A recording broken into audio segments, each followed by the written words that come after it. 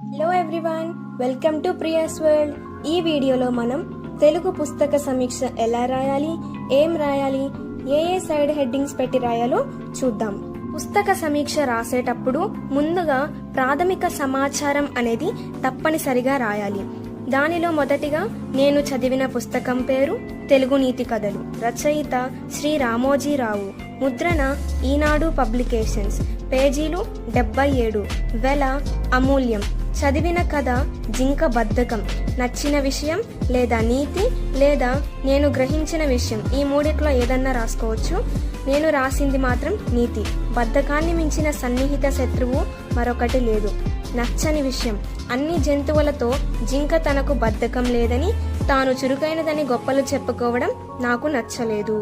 ఇక కథ విషయానికొస్తే, ఒక అడవిలో కొలను వద్ద కుందేలు, జింక కలిసిమెలిసి ఉండేవి.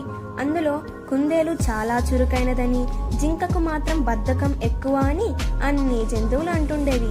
కానీ జింక మాత్రం ఆ జంతువులు అన్న మాటకు ఒప్పుకునేదే కాదు. ఏం కాదు, నేను కూడా చురుకైన దానినే అని జింక గొప్పలు చెప్పేది. ఒకరోజు ఇదే మాట పైన జంతువుల మధ్య వాదన వచ్చింది.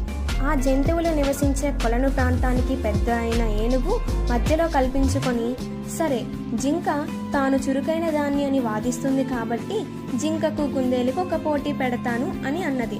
ఒక పెద్ద దుంపను మన కొలను ప్రాంతంలోనే దాచి పెడతాము. దాన్ని ఎవరైతే మీ ఇద్దరిలో ముందుగా వెతికి తీసుకువస్తారో వారే విజేత అని జంతువులన్నిటి సమీక్షంలో ఏనుగు అన్నది. దానికి కుందేలు, జింక సరేనన్నాయి.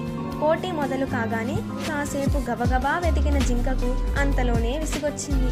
అబ్బా, బాగా అలసిపోయాను, ఇంత పెద్ద ప్రాంతంలో ఆ దుంపను వెతకడం కష్టమే అని ఒక చెట్టు వద్ద విశ్రాంతి తీసుకుంటుంది జింక. కానీ కుందేలు మాత్రం ప్రతి చెట్టును, తుప్పను, బండను వెతికి దుంపను సాధించింది. తీరా చూస్తే ఆ దుంప జింక విశ్రాంతి తీసుకుంటున్న చెట్టు తొర్రలోనే ఉంది. జంతువులన్నీ విజేత అయిన కుందేలు చురుకుదనాన్ని మెచ్చుకున్నాయి. అయ్యో, పక్కనే ఉన్న బద్ధకంతో చూసి వెతకలేక ఓడిపోయానే అని బాధపడి అప్పటి నుండి జింక తన బద్ధకాన్ని తొలగించుకుంది. Thank you.